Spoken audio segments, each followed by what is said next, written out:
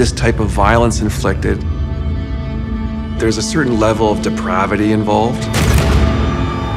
A brutal killing. She's having a wonderful weekend with her family, then she's gone. Her life here on Earth was over. I try not to think about how she died. Bad things happen to good people, unfortunately. A dark mystery with multiple suspects. Was this a neighbor? Was it a coworker? Was it an ex-boyfriend? We weren't sure exactly what happened. He was telling them that he was on the run and had murdered a woman in Florida. If he had a clearer view of her home, he would have known that she lived alone. The truth will be revealed. My gut was telling me that this was the person who murdered Bernadette Myers. Every day in North America, dozens of people are murdered. The key to solving the toughest of these homicides lies in the final 24 hours of the victim's life. To crack the case, detectives must reconstruct that critical timeline. The minutes and hours containing evidence that can help unlock the mystery and catch the killer.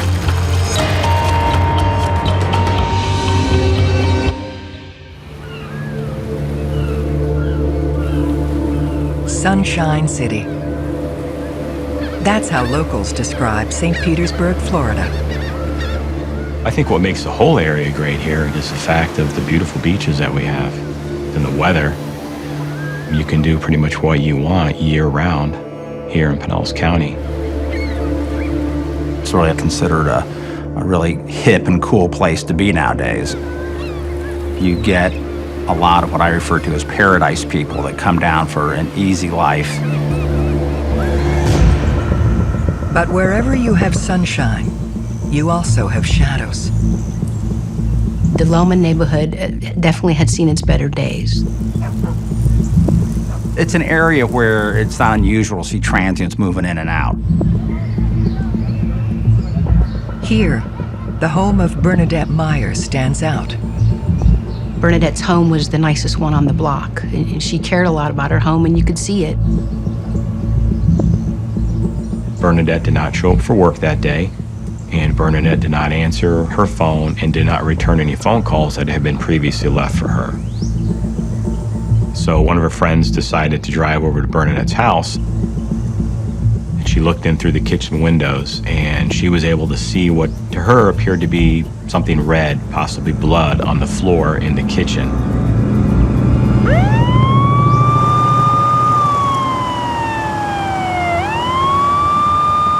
Detectives Judy Vovan and Larry Nelvin arrive on scene within minutes. We could see large amounts of blood in the kitchen.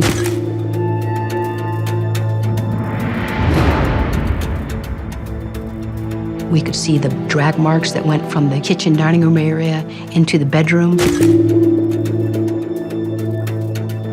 And going into the master bedroom, we found Bernadette Myers face down on the floor with a large amount of blood dried around her head.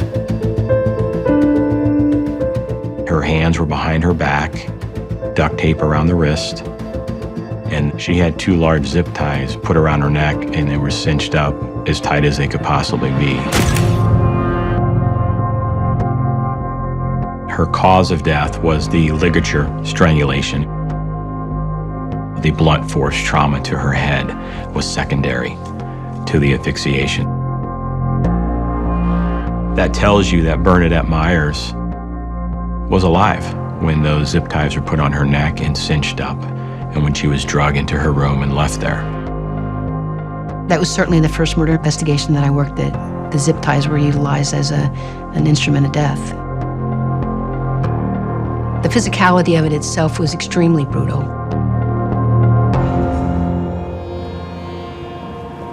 Detectives now face the difficult task of breaking the news to loved ones. Making a death notification to a family member is a very hard thing to do. You're trying to establish whatever you can about your victim from these people that you just shattered and shook up their life. I remember the moment that they told us, it was just disbelief. It was just a whirlwind of not knowing what took place or what happened. The weekend before she passed away, we were all together in Ocala. It was the entire family, Sunday morning. We were all sitting around. Everybody just laughed and just joked around, and really that was the atmosphere that we had. One of the last pictures that were taken of her, she was holding her great niece and her great nephew. It's a loving moment. It struck your heart. You know, she's there, she's having a wonderful weekend with her family, and then she's gone. Her life here on earth was over. She had a son. She had a lot of friends and relatives that she would see on a pretty regular basis. She was a good family member. She was a good friend. Monday, I called her because we would always talk about the weekend, and we would laugh and joke and talk about the things that had happened. I called and left her a message. And because of the time frame, I sometimes wonder when that message was being heard. We spoke to ex-boyfriends, we spoke to coworkers, we spoke to anyone and everyone that could lead us down the road to the killer. We weren't able to find anyone that had anything bad to say about her, or anyone certainly that had threatened her in any way. Bad things happen to good people, unfortunately. Determined to fill in the last 24 hours of her life, police interview Bernadette's colleague, who first spotted the blood. Her friend was very upset, very emotional, but she provided us a lot of good information to help build a timeline. Bernadette worked at Honeywell. They work on parts for the military as well as stuff for the space program. She was an intelligent person, a hard worker. She was an early riser, got to work early, left work, and she was done for the day. We learned that on the Monday, she left work around 2:30 or 3. She had a doctor's appointment, and we know she made it there. We knew that she had a problem with one of her tires. She went to an auto parts store at around 4:30. She was there for maybe 10 to 15 minutes, and then she left. Sometime around 5 o'clock is most likely when she got home. Clues from the scene suggest she met her killer moments afterwards. There was like a bag of oranges that were out on the table. Bernadette would have put those away. I mean, that's not something she would leave out. She was very neat, which would imply that she was interrupted in whatever she did as soon as she got home.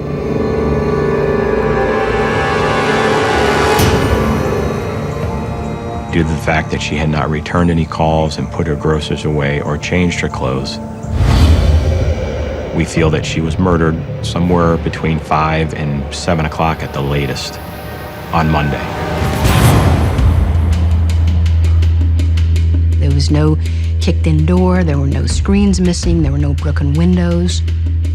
We did think perhaps that our perpetrator was someone that she knew or someone that was familiar with her home.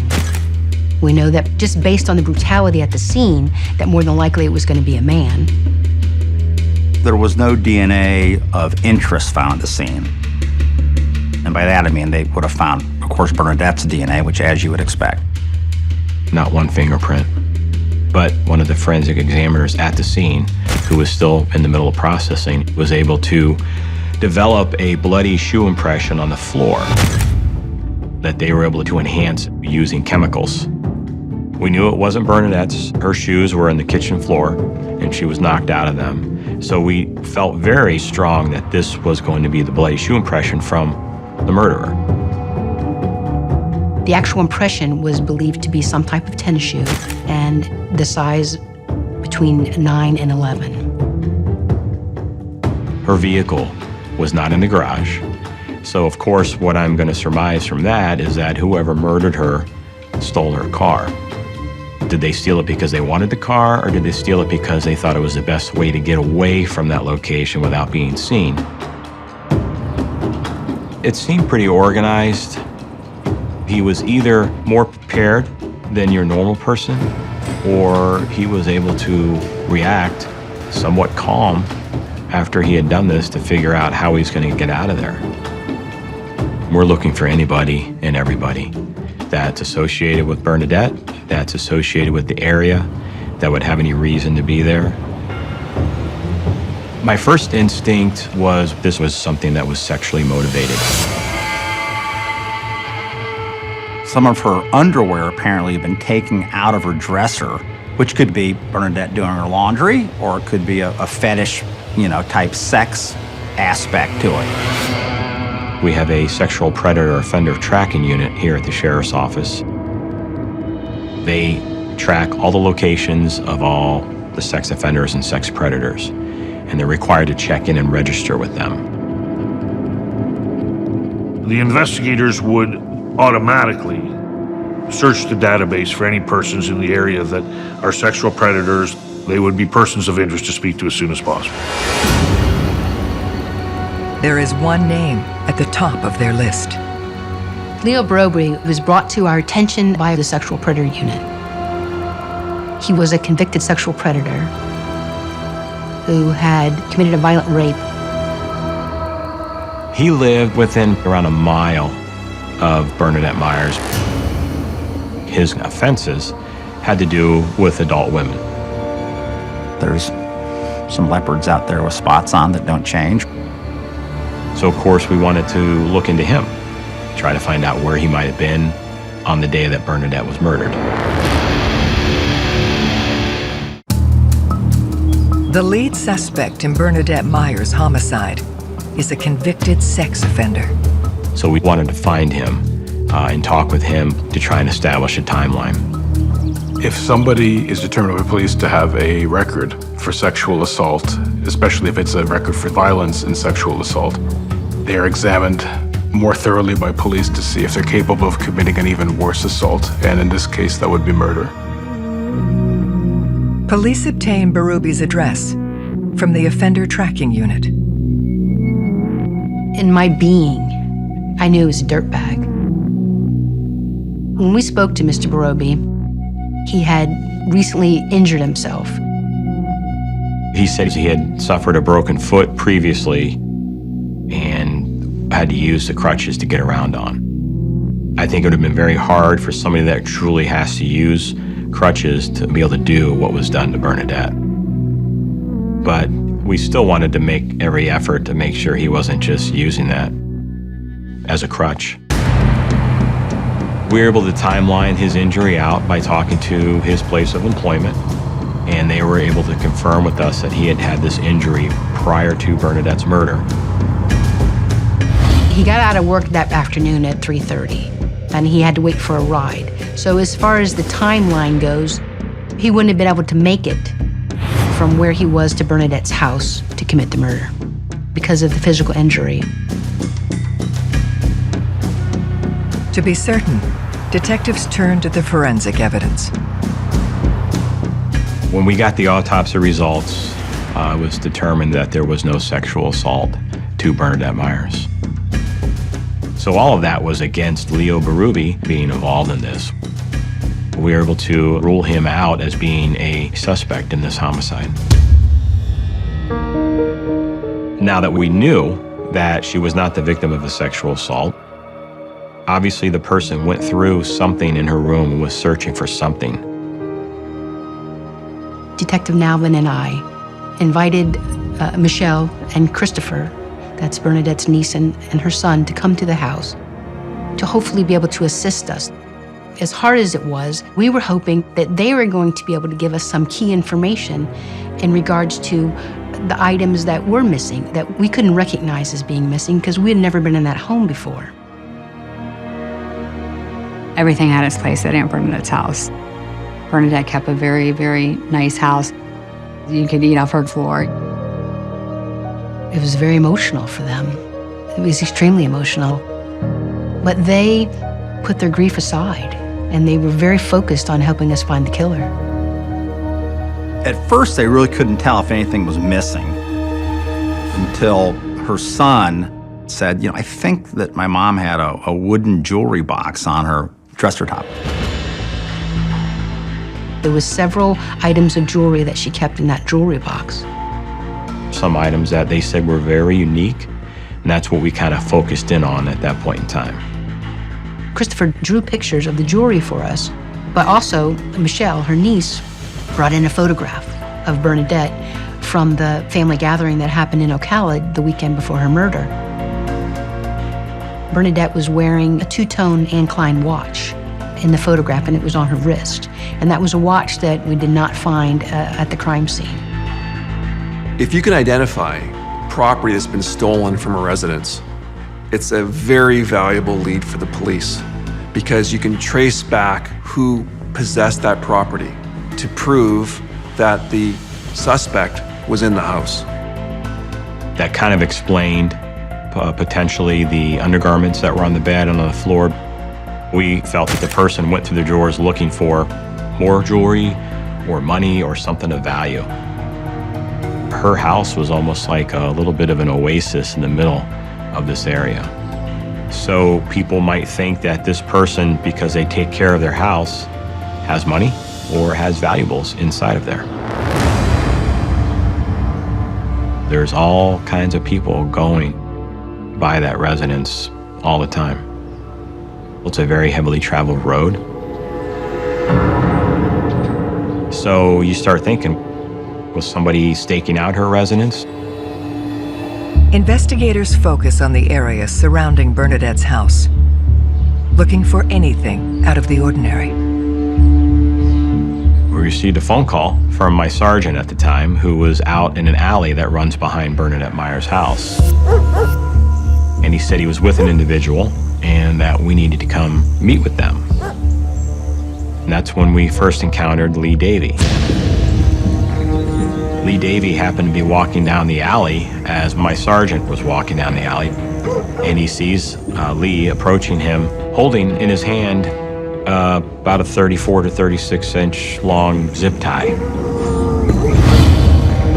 Davey is also found walking in the alley at the same time of day Bernadette was killed.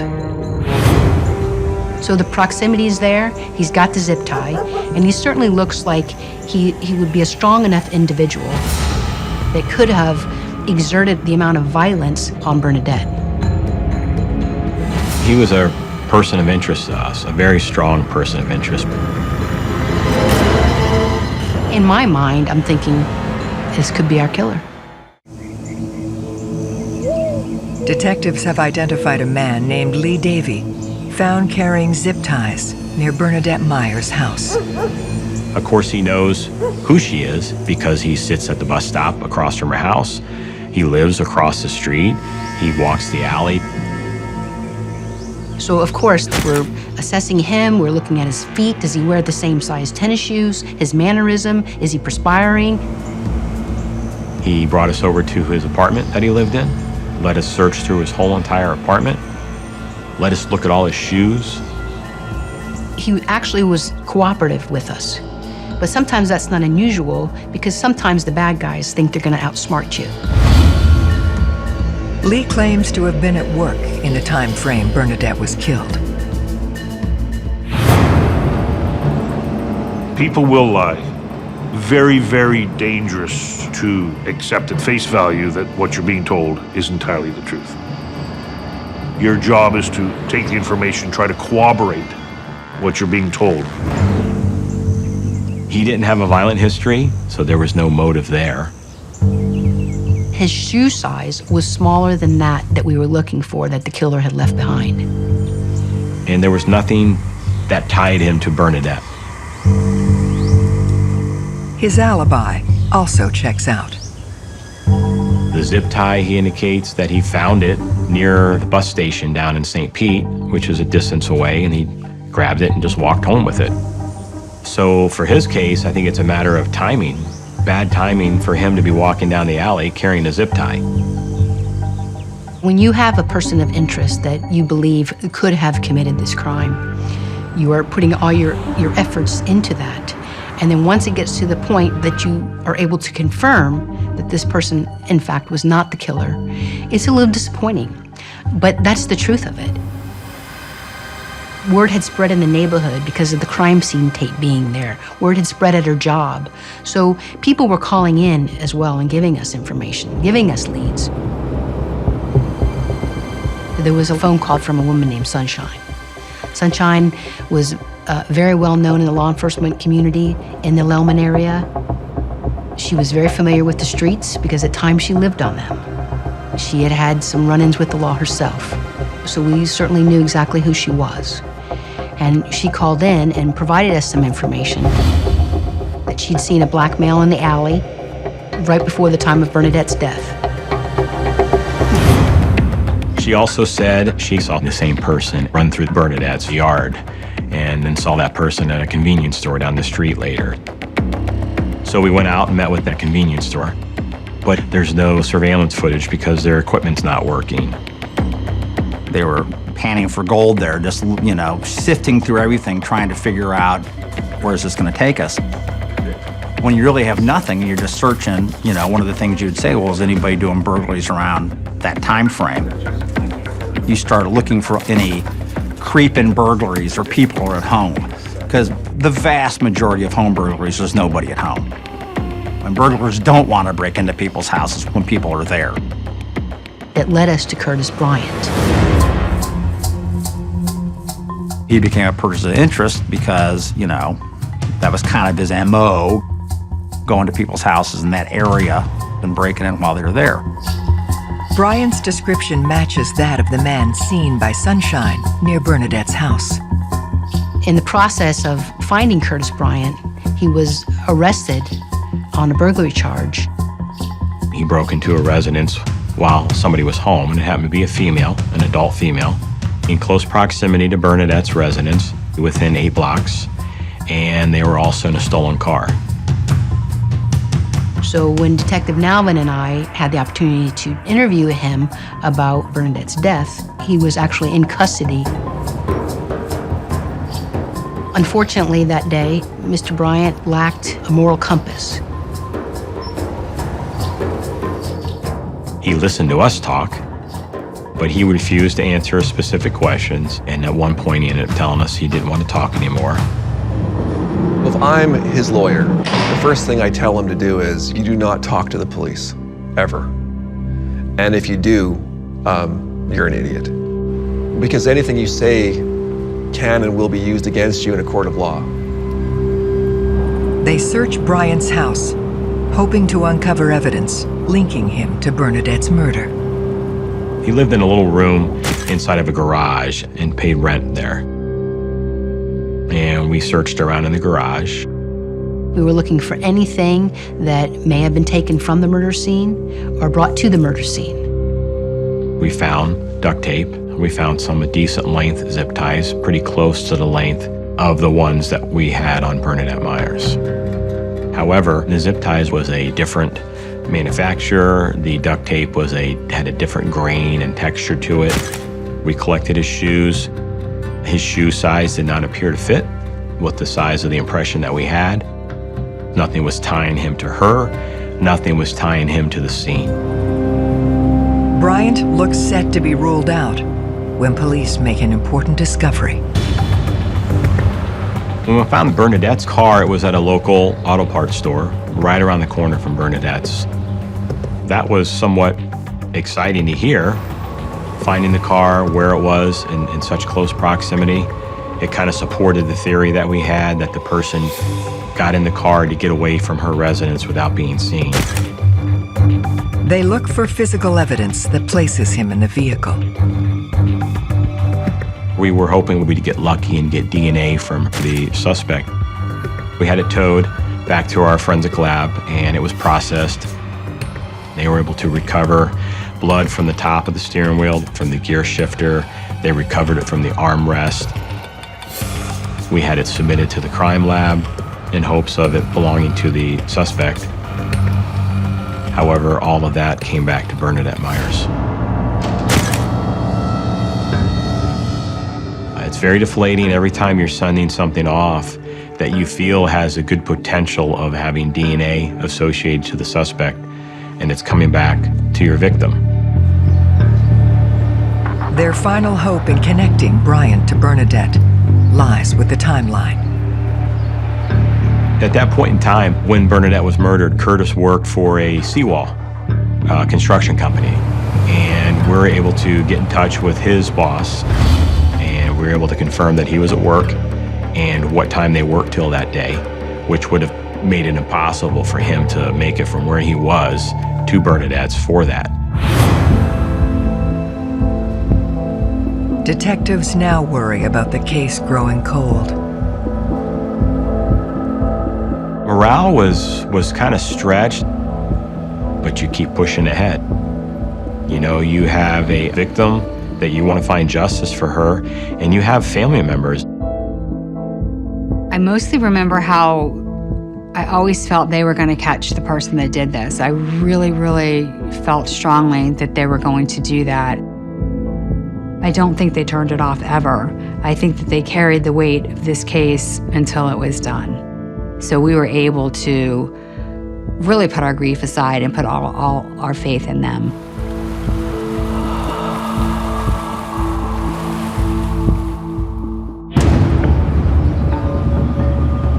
Convinced Bernadette's murder was a well-planned crime of opportunity, police broadened their neighborhood search, determined to identify anything unusual from her final 24 hours. In Bernadette's case, what made it unique and somewhat difficult was the fact that it was a transient area. It's a lot of people coming and going.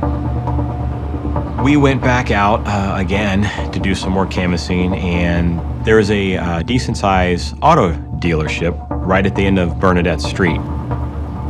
We talked to an employee, and she had some very good information for us. Going back to Monday, the day that we know Bernadette was murdered, she was parked across the street on the north side of the road, and at about 4 o'clock in the afternoon, she saw an individual standing next to a van that was parked next to her car. 30-year-old white male, 5'10", brown hair. She got in her car and she left. She came back about 45 minutes later. And when she came back, the van was still there. And the interesting thing is that how he was parked, if he looked down the street, he could see Bernadette's home.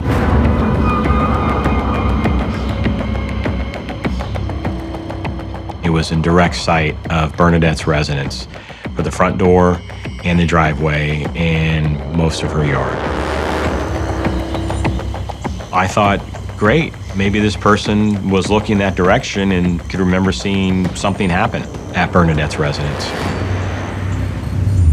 The individual was now seated inside the van, and as she got out, he made a comment to her without her even saying a word to him. "I'm waiting to meet somebody."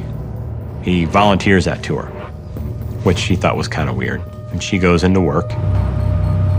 And about 15 minutes later, which would now be about 5 o'clock, she goes to leave for the day. He's still there. I asked her if there's anything that stood out about the van, and she remembered that it had a magnet on the side of the van from a local painting company. This was something certainly that we had to follow up on. Who was he? Was there a line from him to Bernadette? Was this someone that Bernadette knew? Because of the business name on the side of the van, we knew where we were going to go next. We were going to find out who was this person in this van.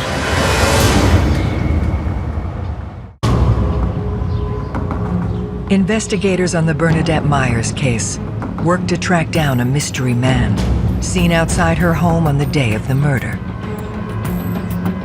So we went and found the owner of the painting company. And the owner is very good friends of Bernadette Myers. So that struck a chord. He informed us that he himself had painted the inside her residence about 4 years prior. And then 3 years ago, the outside of her residence was painted by 2 of his workers. One of them who was currently incarcerated in prison, and the other one was named Charles Hall. Detectives bring Halm in for an interview. He told me and confirmed that he did paint her house 3-4 years ago, as he remembered it. Said it took about a week to paint it. He kind of alluded that they were kind of friendly when he painted her house, that she would leave her doors unlocked so they could use the restroom. So I asked him if he had been by there recently. And he said no. And I said, well, you sure?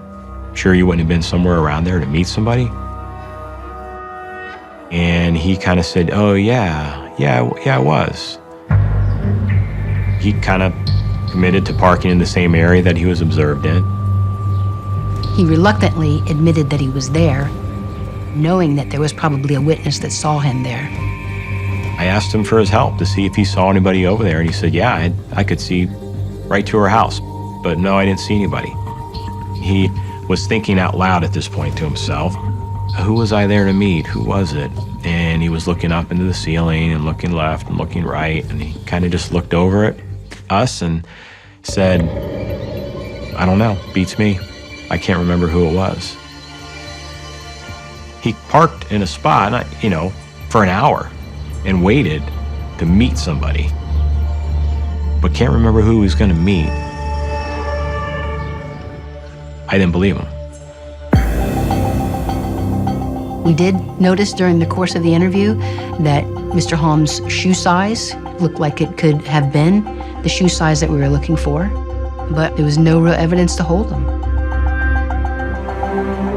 At that point in time, I'd gotten information from him that I could follow up on, and I sent him on his way, and asking him to call me when he thinks of who this alleged person was that he was supposed to meet.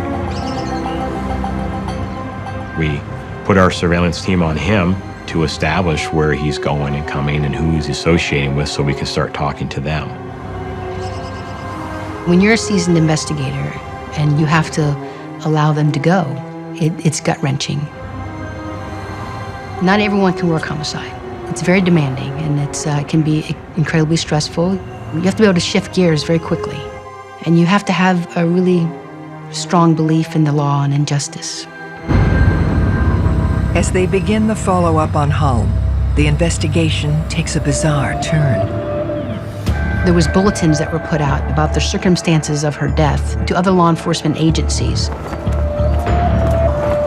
We get a call from Alma Police Department in Arkansas about an individual who they called a hitchhiker that had been dropped off by some people because he was telling them that he was on the run and had murdered a woman in Florida. When law enforcement in Arkansas had contact with him, in going through the stuff, he had some zip ties. It's a coincidence they can't ignore. So they work towards linking the man to Bernadette. By going through all these different reports and different associates surrounding this individual, we are able to see at one point in time that a girlfriend of his that lived almost on the same block as Bernadette Myers.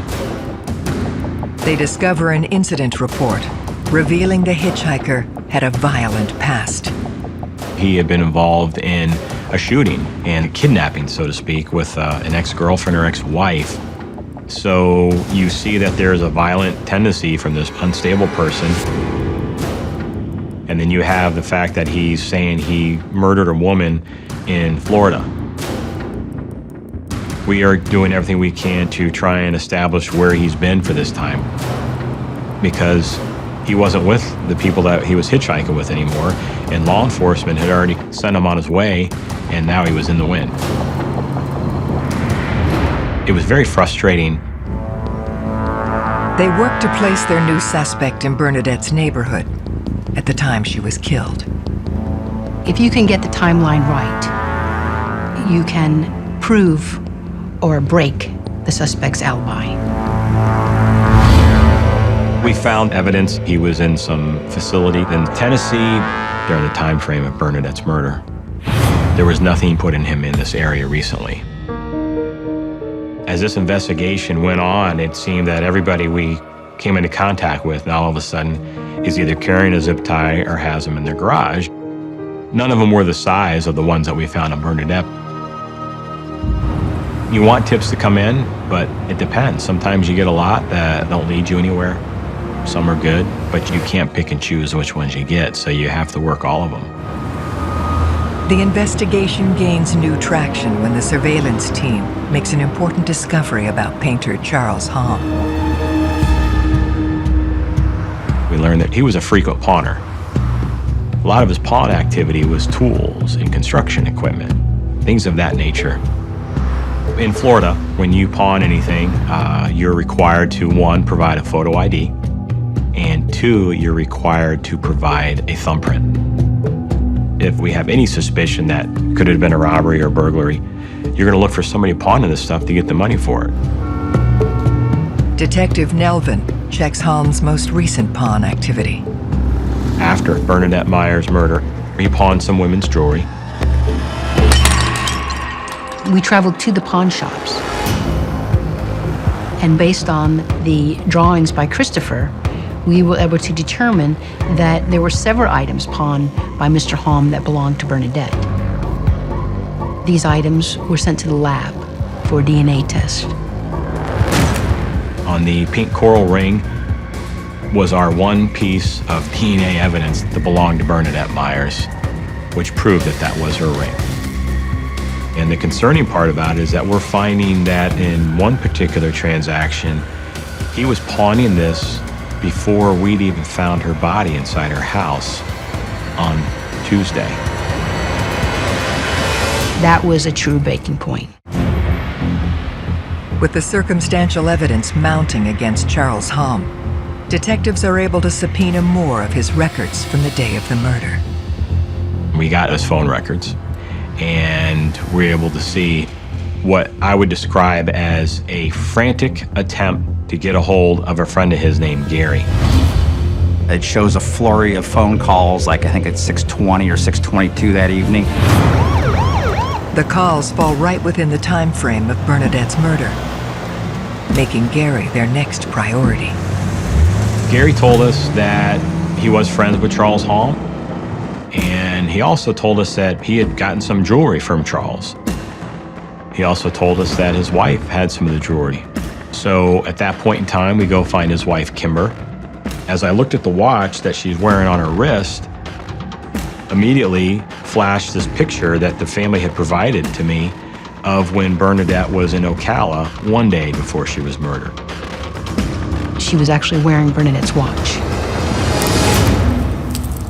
There's a part of me that thought that, there was some divine intervention happening there. That's one of those moments that you pray for. I think the stars just aligned with us having the weekend together, and it was just such a beautiful weekend, but that we had the picture of the watch. As Charles Hom is charged with first-degree murder, detectives can now identify the critical details from Bernadette's final 24 hours and the events that drew her ever closer to a desperate killer. The day before, Bernadette had been with her son visiting some relatives in Ocala. Bernadette came home Sunday evening. She went to work on Monday. She stopped a couple places on her way home for errands. Charles Hom sat in his van for an hour waiting for her to get home. He knows that she has a nice house. He knows where she works, so he knows that she's more well off than most people in that area. Now, whether when he was watching her house, his plan was to kill her, it's possible.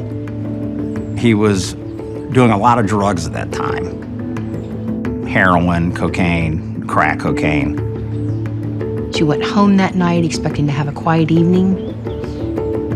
She put her things down, and Mr. Hom was at the back door. And she probably answered it. She was a friendly person. And she recognized him. And he probably thought he might be able to smooth talk her into getting some money. But she will tell people her mind. Probably told him to pack sand. He was upset. That's when he attacks her. He repeatedly struck her in the back of the head with some type of blunt weapon. And he continued to strike her until she went down. To make sure that she was not going to be on this earth any longer, Then he took zip ties and he put them around her neck and used those zip ties to drag her body from the kitchen area into her bedroom, where he left her face down with her head in a pool of blood. He was panicked at some point because he was trying to reach out to his friend Gary at that point in time, frantically. He then used the idea of going through her garage to get in her car to leave without being seen, to go park down the street, to be able to walk back to his van that he was in, and then drive away.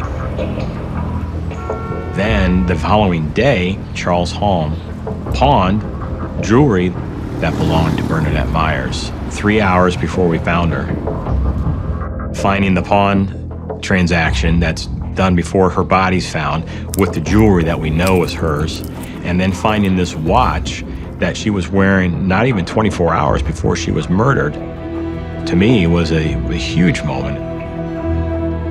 He probably looked at it as she could be an easy target as far as that goes. And so in that regard, it's not random. It's random from the standpoint that she did nothing to encourage this. And that's the scary part.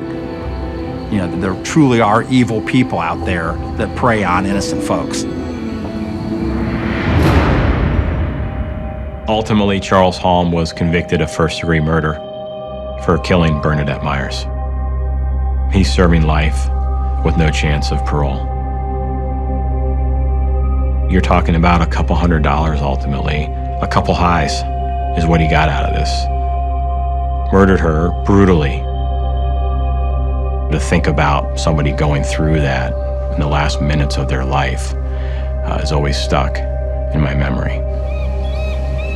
Being able to put Charles Halm in prison for the rest of his life was very satisfying. There's parts of every homicide that you always have with you.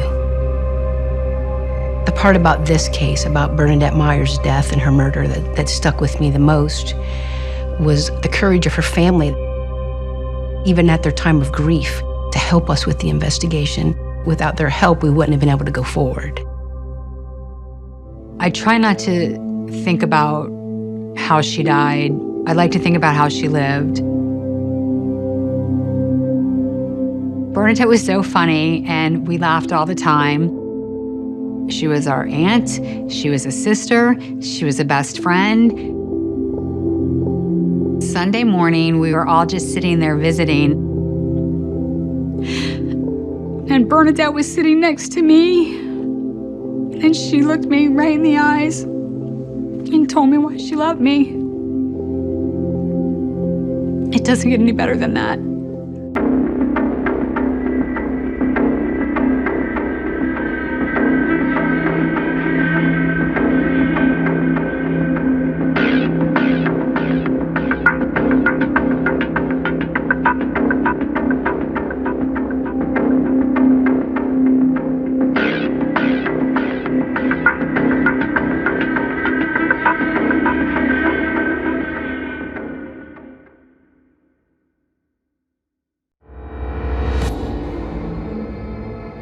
Two people shot in the head, execution style. That looks like a hit to me. A brutal killing. The shocking part is that it was a family, newlyweds, starting out their life. A dark mystery with multiple suspects. She wasn't going to see him anymore because she was dating someone else. They had an argument. He was mad, and he was going to kill him. He had driven by the home. Is it a stalking situation? He kind of ripped him off. And you don't do that to the Brotherhood. The truth will be revealed. He lived a very dark world, and he knew that he was going to be exposed.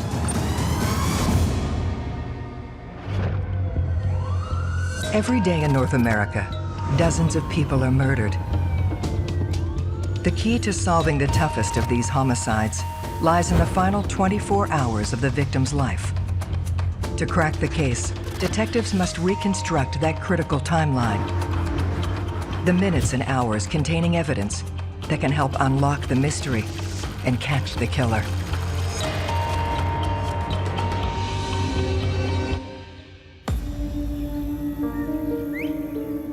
Holland, Michigan. One of the Midwest's oldest and prettiest towns. It's kind of originally a Dutch community that was formed many, many years ago. It's a small community.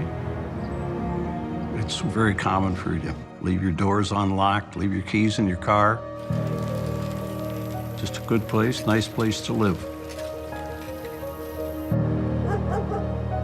But a double homicide changes that in an instant.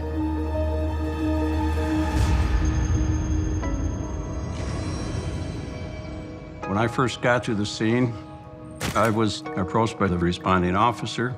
He informed me that there was a female victim in the house and that there was another victim in the automobile outside of the house.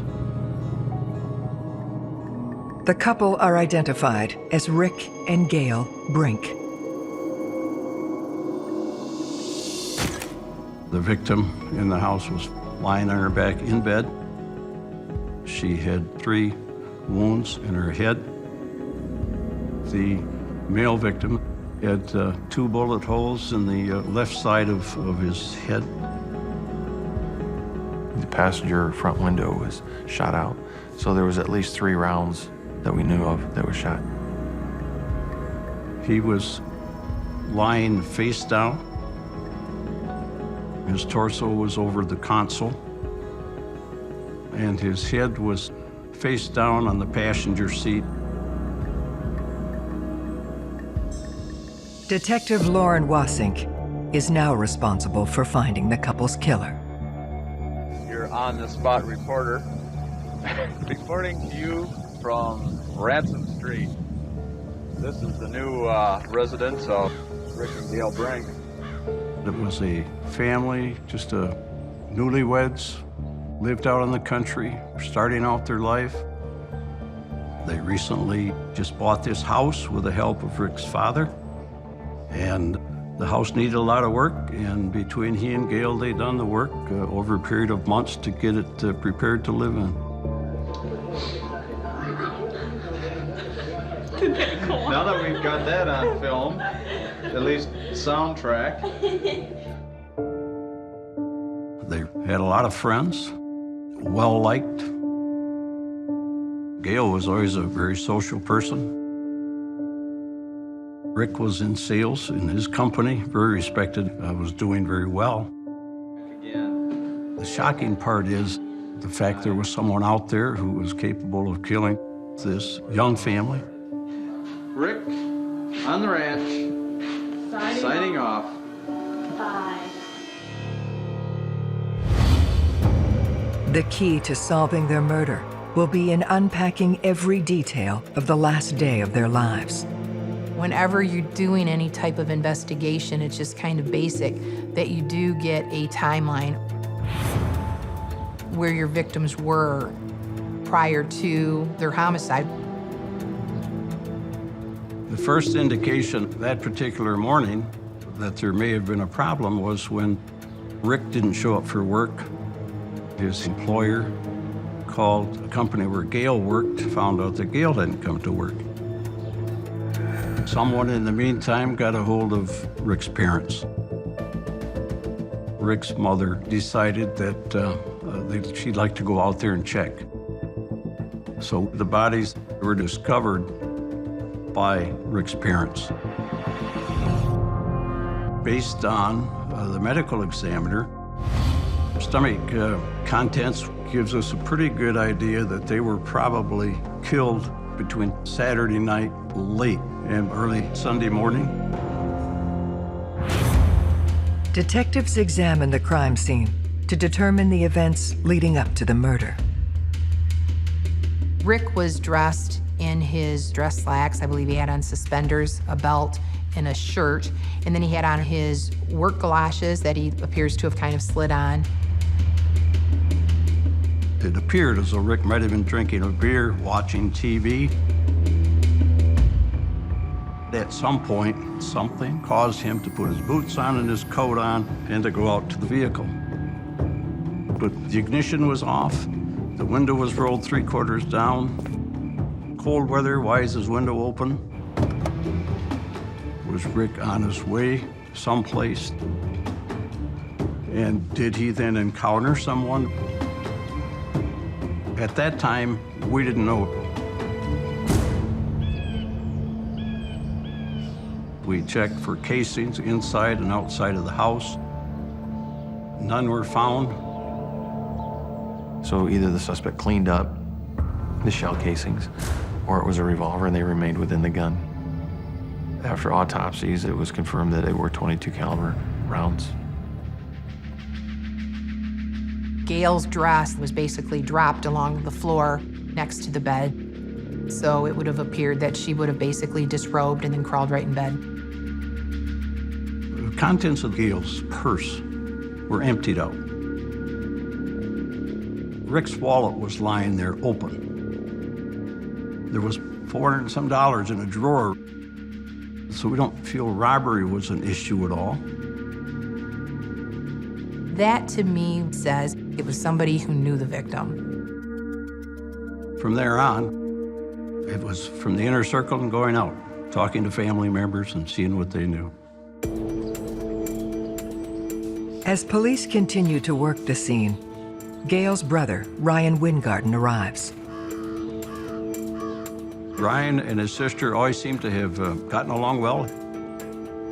He was obviously somewhat distraught over what had happened. Ryan indicated that he was with his girlfriend, Pam, all weekend. Ryan said they didn't see Rick and Gail, and they didn't find out that they were dead until Monday morning. Ryan is, however, quick to tell detectives about a turbulent relationship from Gail's past. Ryan told us about Gail's ex-boyfriend. Lars was quite a serious boyfriend. In fact, they lived together for a length of time and were planning on getting married. Well, that fell apart when Gail met Rick. Ryan tells detectives when they parted ways, things turned violent. Lars had packed up Gail's belongings, knowing she was going to come and pick them up. They got into a confrontation about what she was taking. And he slapped Gail. Gail's brother Ryan went after him, and, he backed off right away. Jealousy can be a very powerful, potent emotion that drives people to do irrational things and violent things. Ryan then adds something that potentially puts Lars directly on the timeline of the murder. Ryan had told us that he talked to Lars at a laundromat on Saturday evening before this killing. Lars asked how Gail was doing. Lars said he was going to the bar, what's called Calypso's. It's the same bar where Rick and Gail went after attending a wedding earlier in the day. So then you think, if they would have gone to Calypso's, they would have seen Gail's ex-boyfriend. Did he see Gail? Did it just kind of ignite all those feelings? Did something happen there? If you're looking for some type of a motive, Lars would have had one. Detectives have identified their first person of interest in the deaths of Rick and Gail Brink, Gail's ex-boyfriend, Lars. Sometimes an obsession can start with a small kernel and grow. And it can grow to the point where people will commit murder. We interviewed Lars. I asked him how he felt about Gail and about Rick. He said he would be happy if Rick and Gail split up because he still loved her. At one point, he admitted that he had driven by the home just because, he was really infatuated with her. He indicated to me that he still had a wedding picture of Rick and Gail in his belongings. Police shift their focus to his whereabouts on the night of the murder. He admitted that he had gone with a friend to Calypso's, where the wedding party went after the reception. Lars said he actually recalled seeing some people come in from a wedding, but that he did not even know that Gail was at that wedding. Then he had actually, after that, gone home and was there for the night. He said he might have got back at midnight. Detectives must determine if Lars is telling the truth. We started interviewing those people that were present at the wedding, trying to gain any information that we could get, whether there had been some difficulties between the two of them. Gail was not a really big drinker, and I think she had had some champagne and got a little tipsy. When you start adding alcohol to any incident, sometimes, you know, either people are gonna be happy drunks or they're not gonna be. But there was no fight that broke out. And everybody said Rick was just kind of, you know, good old Rick. Come on, I'm gonna take my wife home. And talking to persons with Rick and Gail, they thought they left between 10:30 and 11:30 at night. And that was the last they were seen. This lines up with Lars' version of events, but doesn't rule out the possibility he went to their house later that night. We polygraphed him. Lars was more than willing to take a polygraph. He passed without any problem. Looking at the whole scope of it, the polygraph, his demeanor, his feelings towards Gail, I'm convinced he would have never hurt Gail, even though he slapped her. People can wrong you. You don't go kill them. I felt in my mind that Lars was not involved and we should go on to some other place. And by that time, there was tips coming in, many calls about the person who lived there prior to Rick and Gail Brink. Sid Colby lived there with his girlfriend, and they were about to lose the home, so they sold it. He was a road knight, which is a biker gang that was in existence in the Holland area. If ever there was anything going on that was illegal, a lot of times Sid Colby was involved in it. People were concerned, could he have been involved because of the fact that Sid was not happy that he lost this home? He was always on the edge, always dealing in drugs. He tried to impress people that I'm armed, you don't mess with me, you don't mess with my girlfriend. Sid Colby, he was crazy. I mean, he was nuts. He was a habitual liar, and he was paranoid. A lot of the paranoia, I think, was because he took a lot of drugs. So it was definitely something you had to look at. It carried a little different priority level than just random guy that lived there.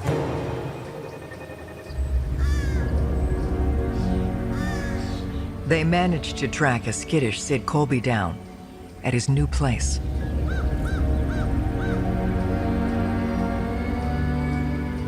We determined that that night, Sid said he was at a local bar where he hung out frequently, and then he said he went home. But once it got after midnight, we weren't too sure where Sid was anymore. There's a lot of steps or hoops that a trained investigator is going to go through when they receive information, let's say from a criminal. Lack of credibility is going to be a problem for them.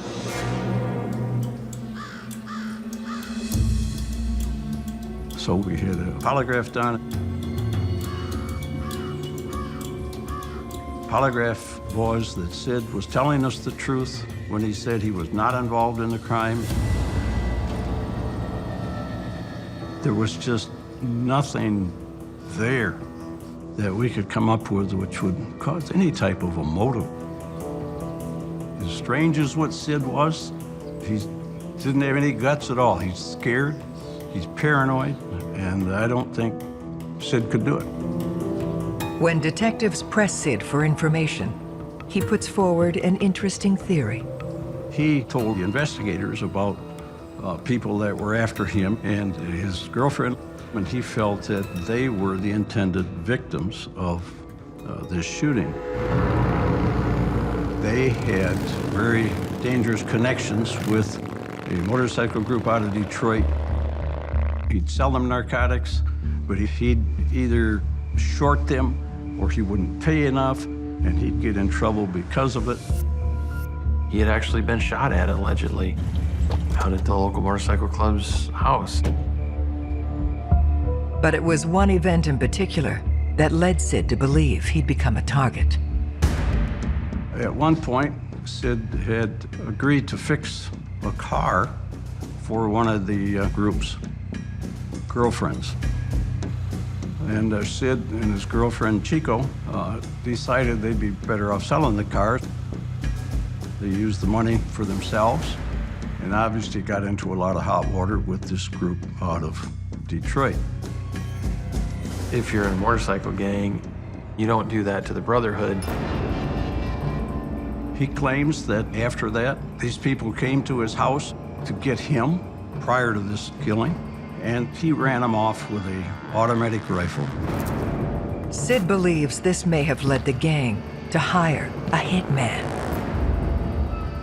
He'd be told where to go, and that there'll be a guy and a gal at that house, and their job would be to take care of the guy and the gal. And Sid believed that this was what happened with Rick and Gail, and that it was meant for he and Chico. 2 people shot in the head, execution style. That looks like a hit to me. Michigan detectives believe the Brink murders may be a result of mistaken identity. A gang hit meant for the former owner of the house. In the drug world, if you don't pay your drug debt, this is what happens. But in a lot of cases, no one's going to talk because the code of the street of not cooperating or helping the police, therefore becoming a rat, is very strong. Detectives must find a way to place the gang at the scene of the crime. They contact a narcotics unit with agents placed inside the organization. The informant we had was set up through the Michigan State Police. They had persons in this motorcycle gang that should have been able to determine whether or not this motorcycle group was involved. 2 names came up. One was Ghetto Rat, the other was Grizz. Grizz, within a week of this homicide, was shot and killed in Detroit. Ghetto Rat was interviewed. He said, if our club killed him, he said, I'd have been there. And he said, it didn't happen. Obviously, this is just a statement from him, but he was very believable. The scenario of this motorcycle group out of Detroit coming there to kill Sid Colby and Chico made some sense, but there was nothing there. So now you're weeks into this thing with a lot of hope, and all of a sudden that's gone. Without any new leads, the case begins to stall. There isn't anybody else out there that we could come up with that had any motive or any reason to kill Rick and Gail Brink. With a motive, it's pretty difficult to solve the crime. I would go back to the family, telling them we don't have anything more, telling them that we're going to keep working on it, and each time going back and not having anything to give them, I think was the most difficult and frustrating part of it. In 1995, Detective Wassink retires after 31 years on the force. I didn't like leaving with open cases. Some of these cases can wear on you. This one probably weighed on me the greatest of all of them.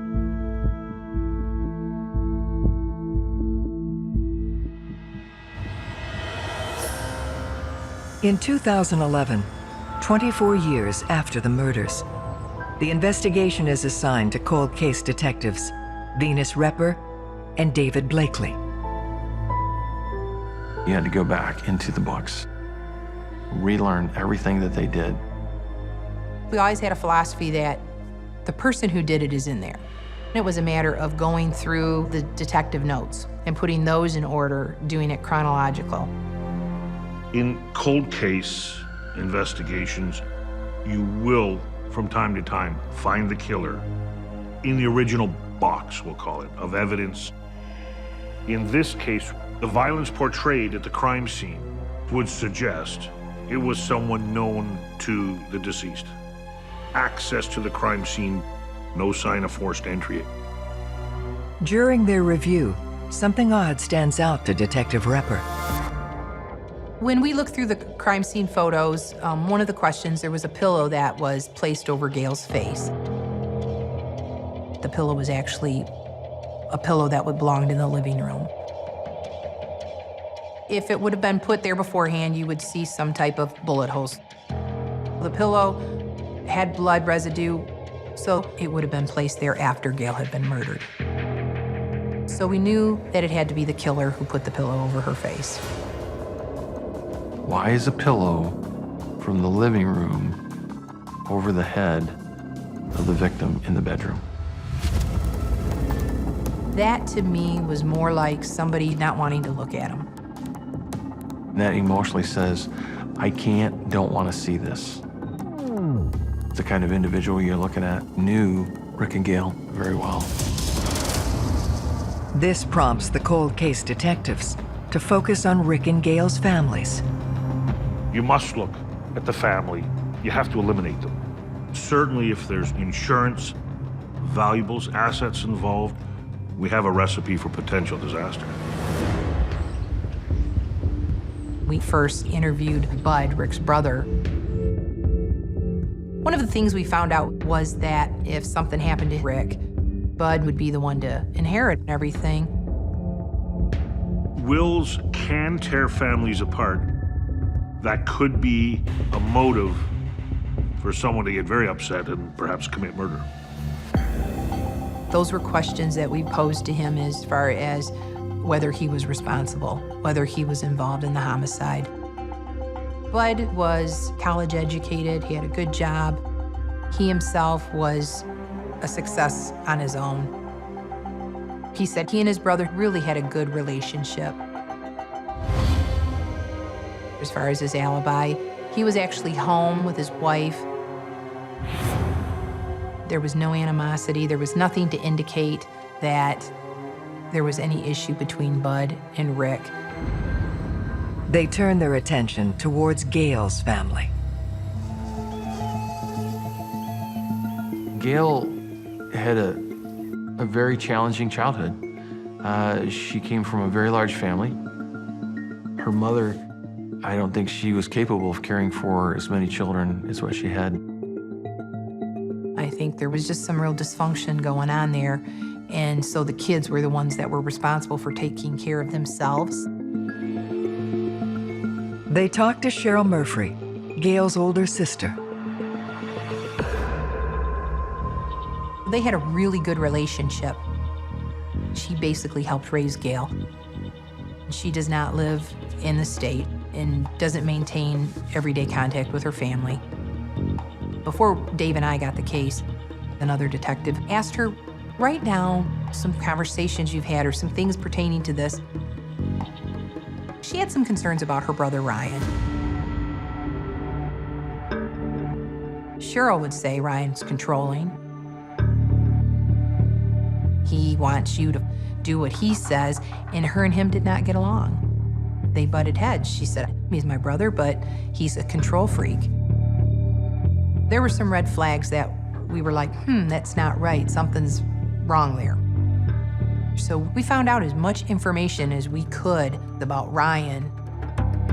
Cheryl tells detectives about a family dispute that had been brewing the week before the murder. Ryan was renting a house, and her parents and the younger siblings were living in a trailer in Ryan's driveway. He had indicated that his landlord had gotten upset about it and wanted him out of there. Cheryl says this prompted Ryan to call Gail the day before she was killed. He told Gail, you got that house, let mom and dad come live with you.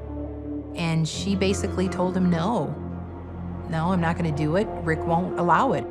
It's not gonna happen. She had actually told her, he's mad, he's furious. That had never been learned by the original investigators. I interviewed Cheryl Murphy several times, but she never told us that Gail had called her on the Friday night prior to the murder and told her what a violent confrontation she and Ryan had had.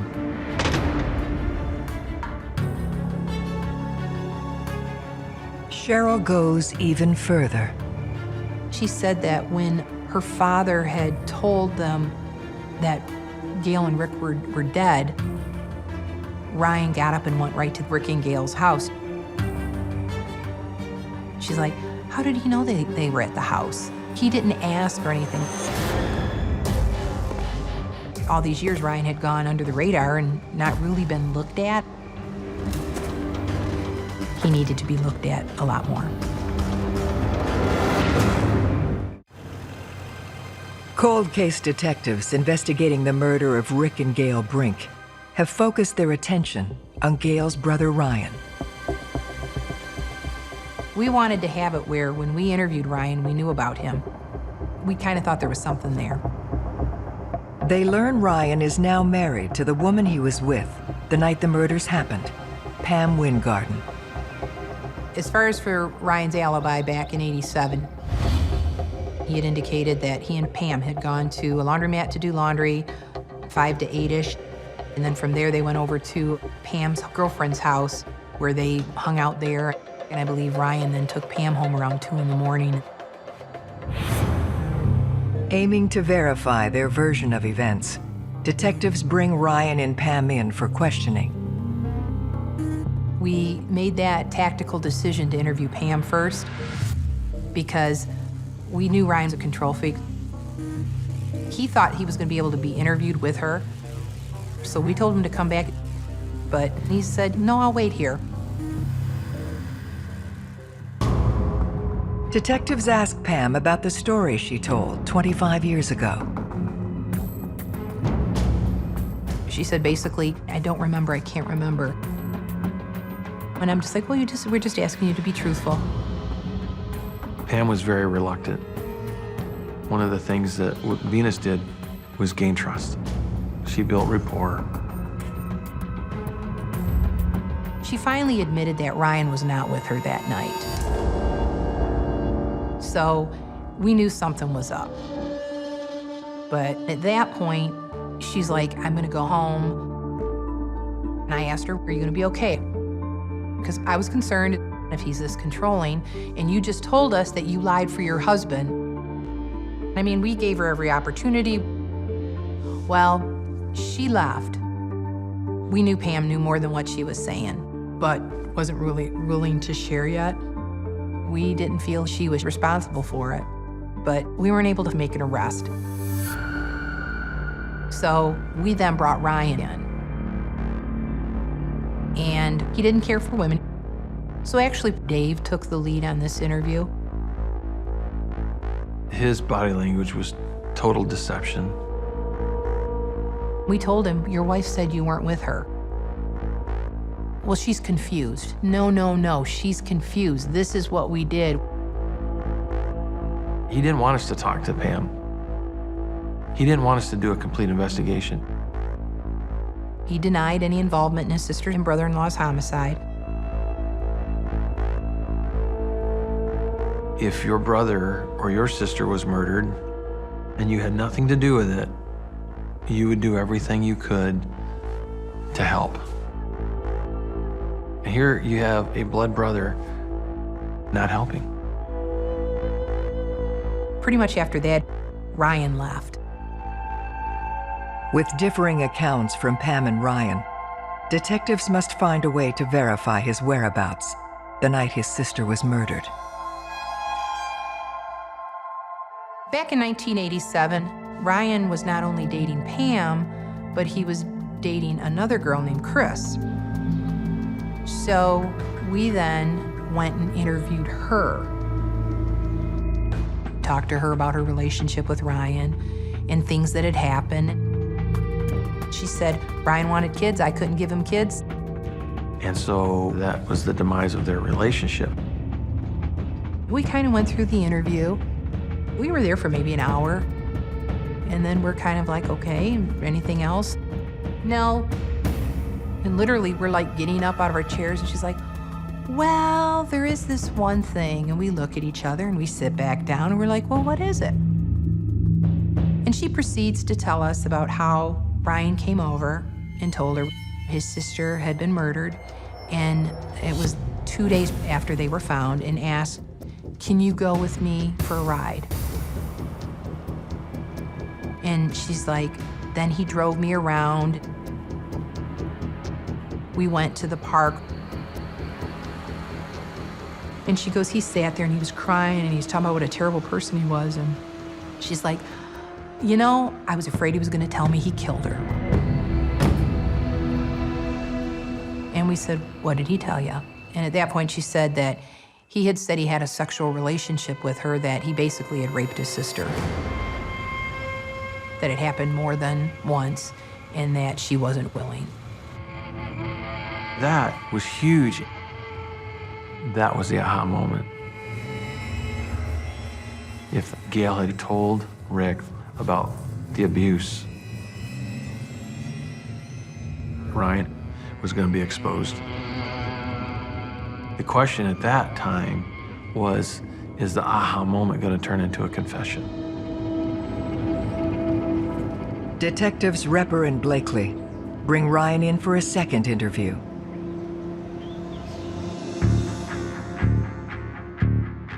Dave started talking to him about his relationship with Gail.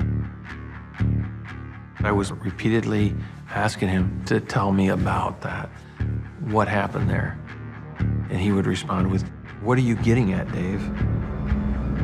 It was a pretty intense time. We sat there, it was like 40 seconds, just staring. It was a stare down.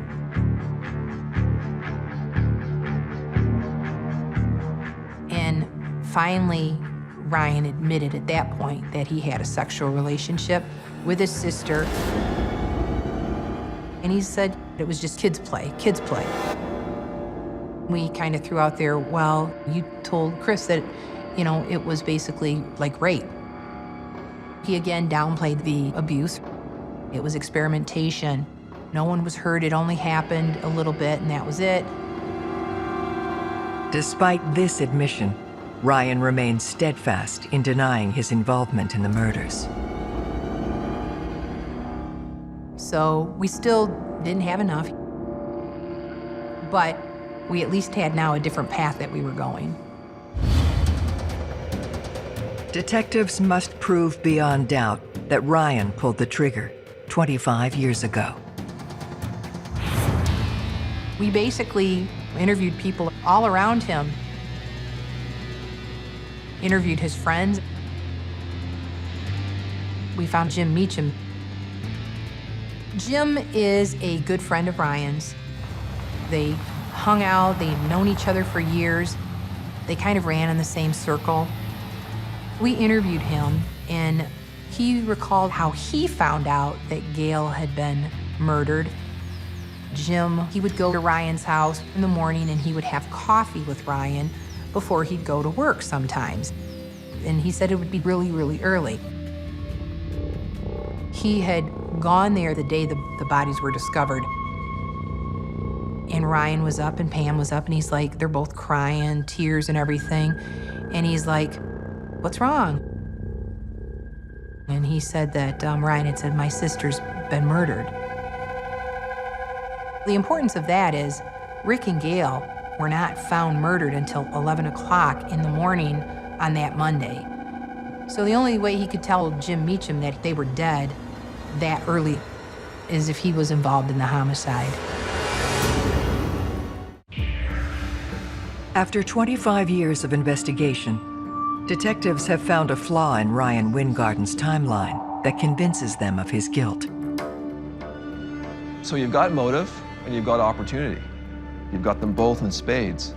But you're going to need more than that to prove beyond a reasonable doubt that the person committed this murder. Armed with their new information, detectives decide to re-interview his wife, Pam. Along with the fact that she had lied to police about his alibi, we knew that she was hiding information. That's a lot of pressure on an individual. But we said, you know what? She is a victim too. She's basically married this man after he may have done this horrible thing, and you have to get her to feel comfortable to come out with this information and share it. So at that point, Dave and I then made the decision to go to Pam's work. We just basically said, you know, we'd like to talk to you. And she said, yeah, I'll listen. We said, we are giving you the opportunity to come forward and tell us your story. The truth is gonna come out. You need to do what's right for your kids. And we said, Pam, you need to come clean on this deal. Which she did. She basically came out and admitted that Ryan had come over that night, was all upset, and had said, I killed Rick and Gail.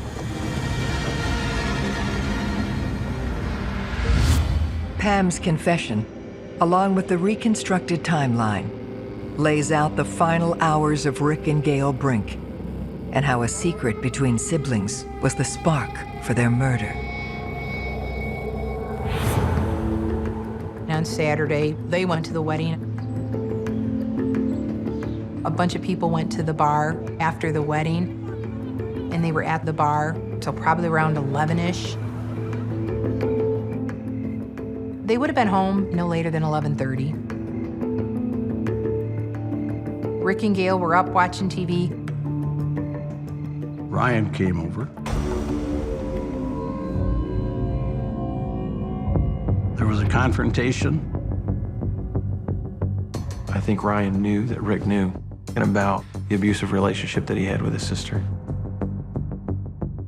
And I think Ryan was jealous of the life that Gail was starting to get for herself. Gail told Ryan to get out and not to come back.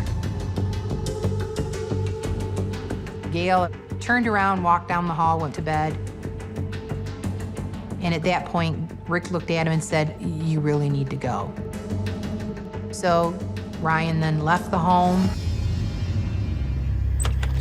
Ryan came back to the door saying he had car trouble. And then Rick had slipped on his galoshes. He still had on his wedding attire, put his old work coat on, went, got in the truck in the driver's side. And that's where Ryan shot him with a .22 in the head.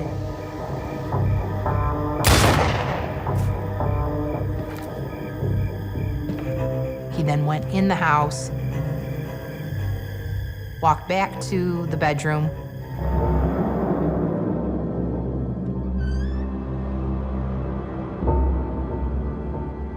where he then shot Gail in the head 3 times.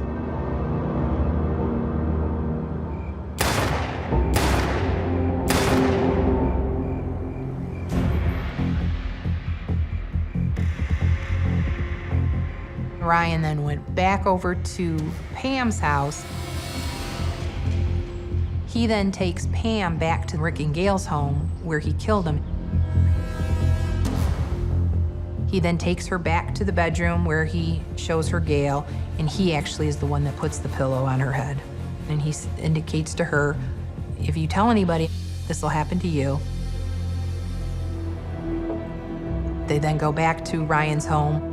Ryan does take clothing items in the gun in a bag, and he discards them somewhere. You know, years went on, they had this secret. They just buried it. Detectives have enough to arrest Ryan Wingarden. I read him his rights, and I asked him no questions. But it was the look on Ryan's face. He adamantly said that we badgered Pam, that she's only saying that because she wants a divorce, and, and how dare she, just anything but accept responsibility for it. His mode was jealousy, and that he was going to be exposed about his sexual abuse with his sister. On March 28, 2014, 26 years after the murder of Gail and Rick Brink, a jury finds Wingarden guilty of 2 counts of first-degree murder. He is appealing his conviction. When I look at Ryan, what do I see? I just see darkness. I felt like we had pulled a piece of darkness out of the world. Dave and Venus, the cold case team, they worked their hearts out. I was thankful that they got to the bottom of it. We brought the right person to justice, but it's always there, and I think it's sad for both families.